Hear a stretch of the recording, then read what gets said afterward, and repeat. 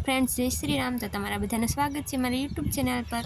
तो आ से सोरा ने हूँ एमां आवीशुं जोवा के केवड़ा केवड़ा सोरा थया छे। तो आ सोरा तो मोटा मोटा थई गया छे, एमां हमणां फाल आवशे ने एमां पछी ચોરાફરીને हींगू थाय छे ने ચોરાફરીનું શાક तो मने बहु ज भावे छे। तो आ छे मारा क्यूट स्क्विरल ईलू अने ईकी जे अहींया मस्ती करे छे अने अहींया रमवानी खूब मजा आवे छे।